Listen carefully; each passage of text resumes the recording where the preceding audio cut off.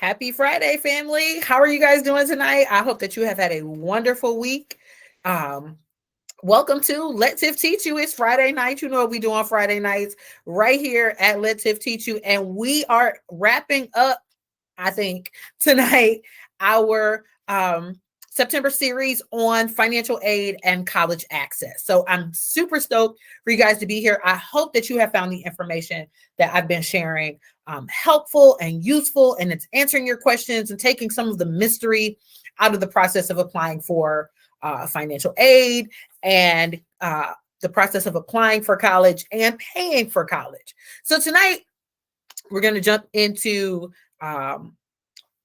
probably one of the most misunderstood pieces of the college application process, and that is the actual applying for financial aid by using the FAFSA, the free application for federal student aid. Sorry about that, y'all.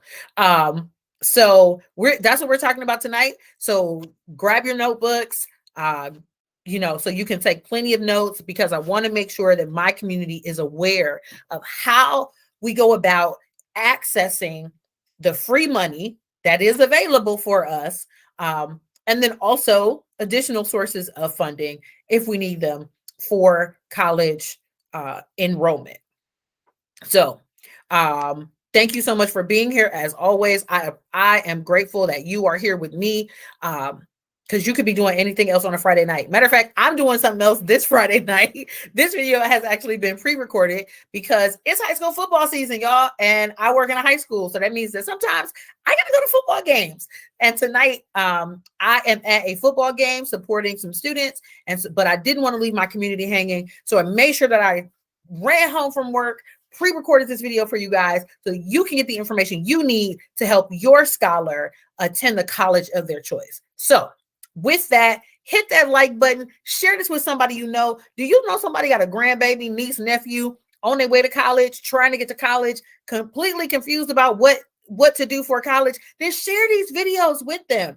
Tell them that someone out here is trying to help them understand the process in a clean, concise, and simple way. And as always, make sure you leave the questions in the comments, because I'm coming back and I'm so I'm definitely going to be answering your questions. So if you've got specific questions, feel free to drop them in the comments tonight. I'm going to be coming back in the morning, checking the comments, answering your questions. If you have something personal or specific that you want to discuss, you can email me. You can email me at contact@lettiffteachu.com.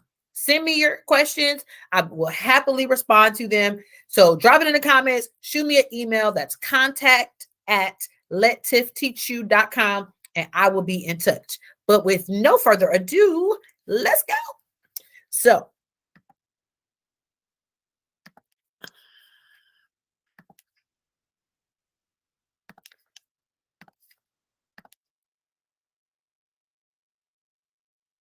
all right. So understanding FAFSA. So in order to access all of the financial aid opportunities that we talked about last week, one of the first steps to that is completing a FAFSA. All right. So I wanted to make sure that my community understood what we are talking about when we're talking about FAFSA. So we're going to do a little review just to make sure we're all on the same page. So first up, we have to remember that most post-high school education requires funding of some source. So if you're going to community college, a four-year university, a career school, a technical school, a training program, most of the time, those things have to be paid for. And so we have to find avenues to pay for them. And so these are the four areas that financial aid, that are included in a financial aid package, right? So we talked about these in depth last week, what they are, who gives them out, how you go about getting them. So those four parts of the financial aid package are scholarships, grants, work study, and student loans. And so grants and work study are absolutely coming from the FAFSA. Scholarships are going to be determined also by information that is included in the FAFSA. Not only that, but community organizations that award scholarships oftentimes want to see that a student has completed the FAFSA so that they understand what kind of need that student has. And so it's really important that families are getting the FAFSA completed early, and we're going to talk about why in just a little bit. And last but not least, student loans. Student loan offers are based also on the information that the student and their family include in their FAFSA. So the 4 types, so a little more review. The 4 types of financial aid, right? What are they? Grants, which is free money that does not have to be repaid. There's work study. That's also free money that does not have to be repaid. Scholarships, free money that does not have to be paid. And then student loans, not free money, completely has to be repaid. Absolutely has to be repaid. But if you notice, there are 4 types of financial aid, and 3 of them are free. So we want to make sure that we're getting our students engaged and connected with all the free money sources that are there for them as early as possible, so that student loans are a last resort, not the first option. So how do we pay for it, right? That's our question. That's always our question when we're talking about college access, college enrollment, college applications. How are we going to pay for it? And so with regard to FAFSA, there are things that parents have to do and guardians, and there are things that students have to do, right? So, and that leads us to the FAFSA process. So again, FAFSA stands for the Free Application for Federal Student Aid. It is, what is the word I'm looking for? It's administered, there we go, by the U.S. Department of Education.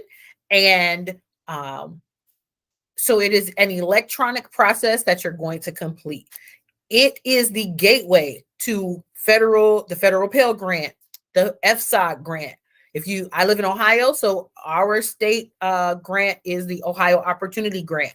If you do not complete a FAFSA, you will not get those dollars. So it is absolutely imperative that students are completing a FAFSA. And so FAFSA is for everybody. So maybe you're a returning adult who wants to go to school, finish school. You need to fill out the FAFSA too.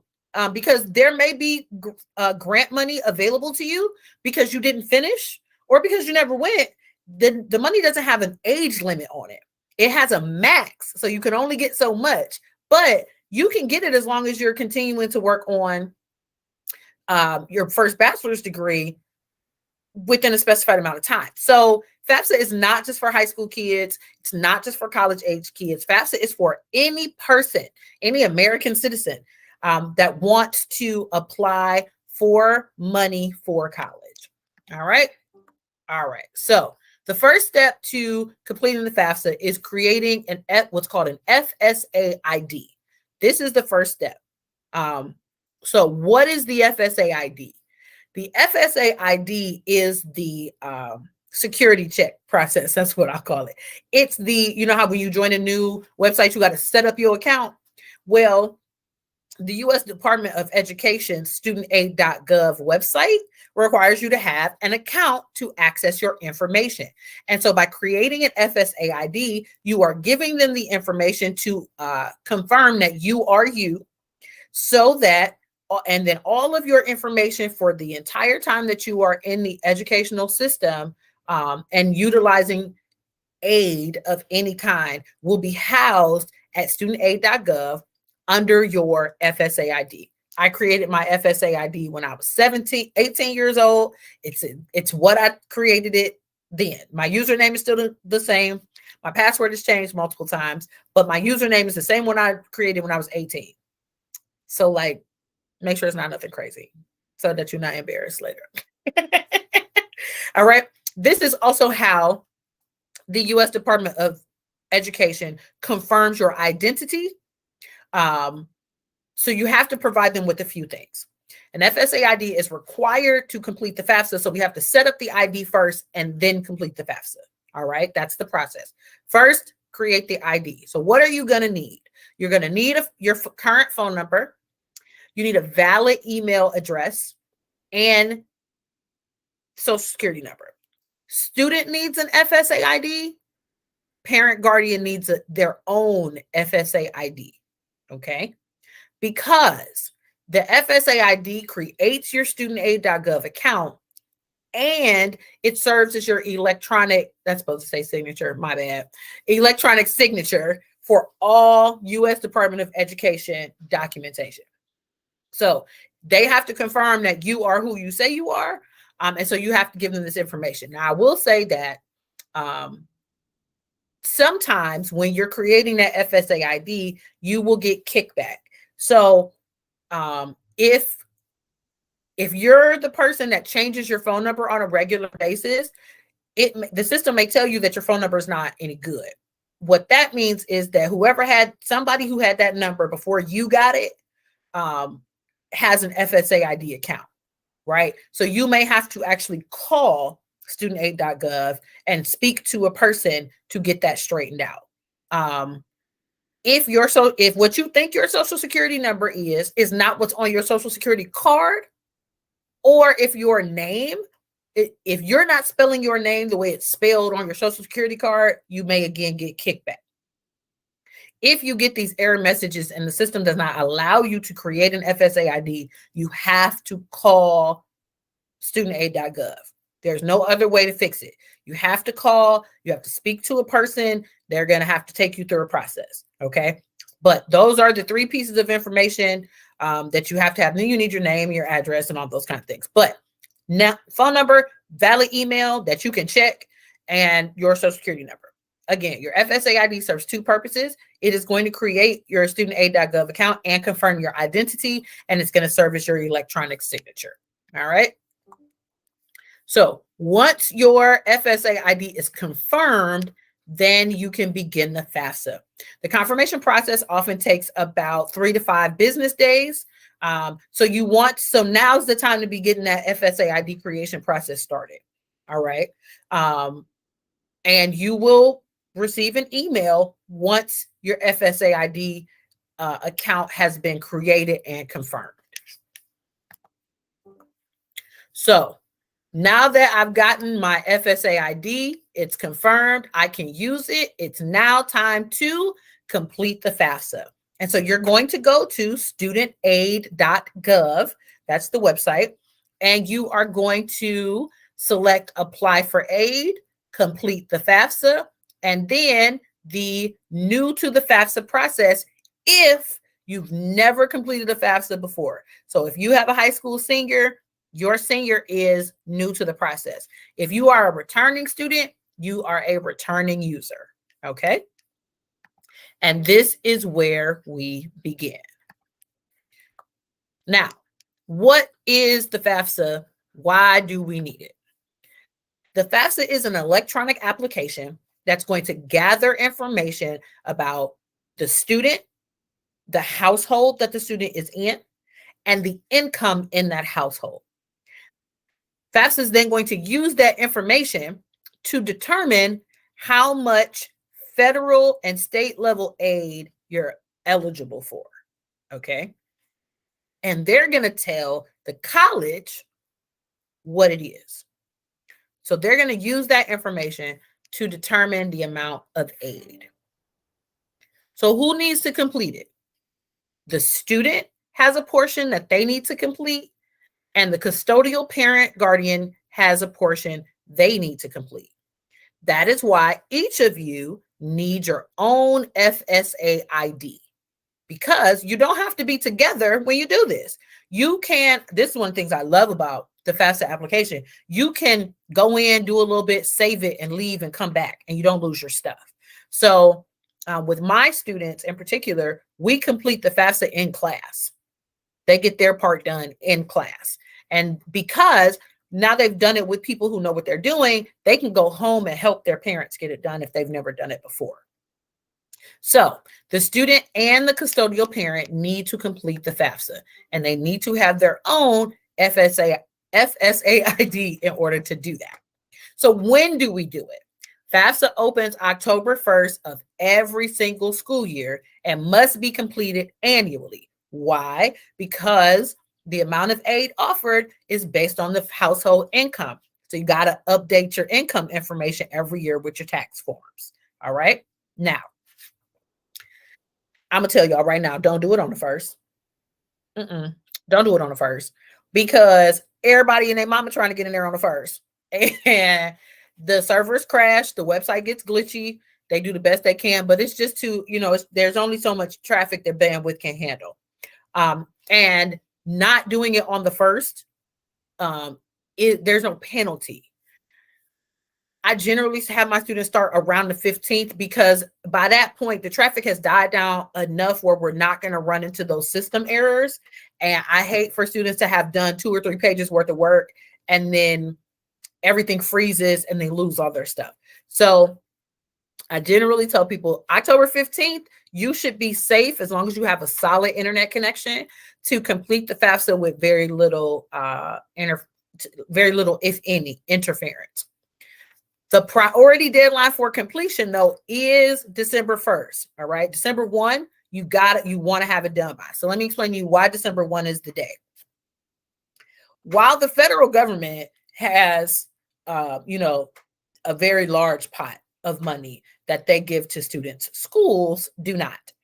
And so the sooner a student can complete their FAFSA, they get that FAFSA to their school of choice, and the school knows, and they have the student's application, right? So they've done their application in October, they've done their FAFSA into October, beginning of November. Now the school has their stuff. That student is in line for dollars from the school sooner than most people. And because schools do not have a never-ending pot of money to give away with grants and scholarships, the sooner your student gets in line, the more money they have access to. Let me give you an example to help you understand this. At The Ohio State University, if a student majors in business, they have a scholarship called the Fisher School College of Business Scholarship, right? It is a $10,000 scholarship for business students, but they only give away a limited number. I think it's like 5, right? So once they've identified the 5 students that are getting it, that's that. So if we're number 7 in line, you are not even considered for those dollars because they've already been allocated. So you want to get on the school's radar as quickly as possible to be considered for the most dollars. So to get all of this done by December 1st, if you and your student can do that, you are smooth sailing. All right. So December 1st is the priority deadline. The other reason you want to get this done by December 1st while I'm here is more and more scholarship organizations are asking for a copy of the student aid report, which we're going to talk about in a minute, with the scholarship application. You can't, it's a required piece. You need your application, you need your essay, you need your SAR, you need your transcripts. It's a part of the application process. So if I don't have, or packet, if I don't have that, then I can't apply for that scholarship.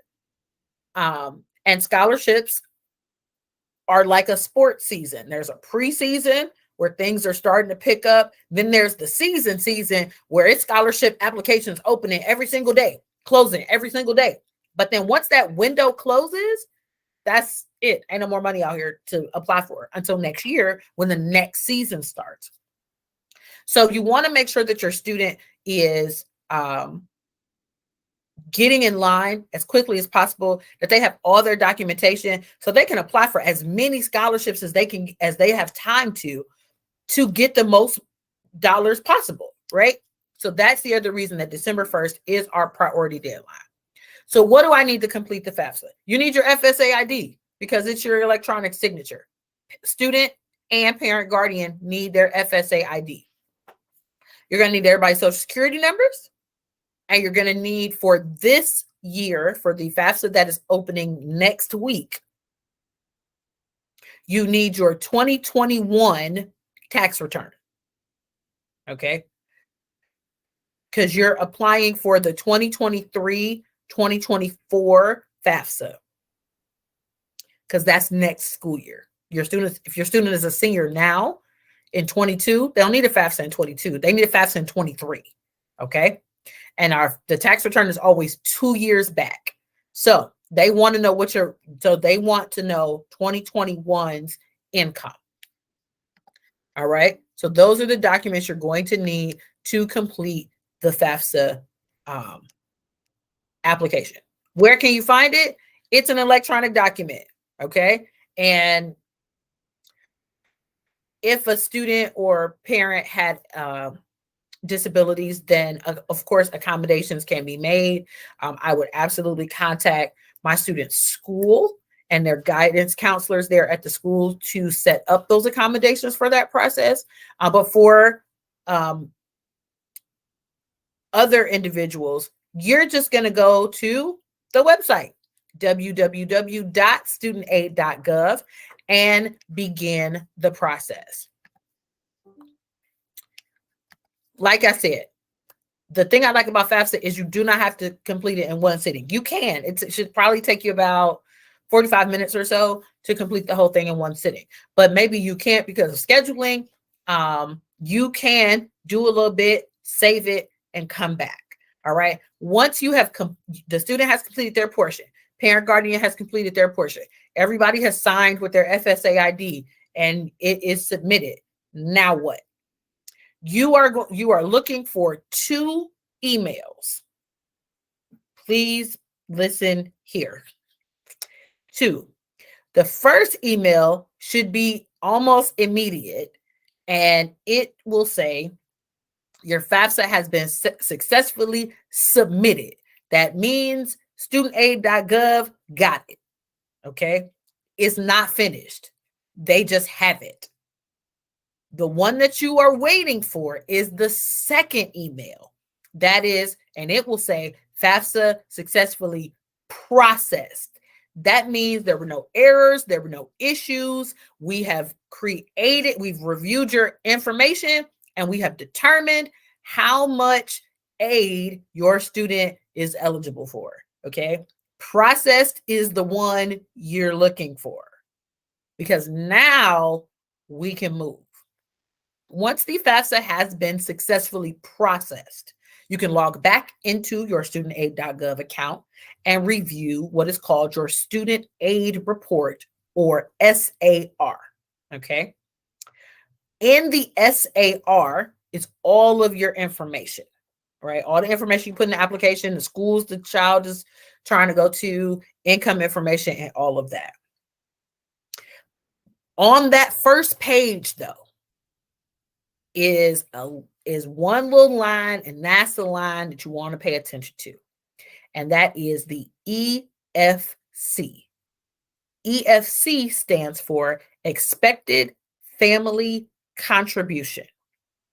And the expected family contribution in short terms is how much the government thinks you can put in on the student's education based on the income information you gave them.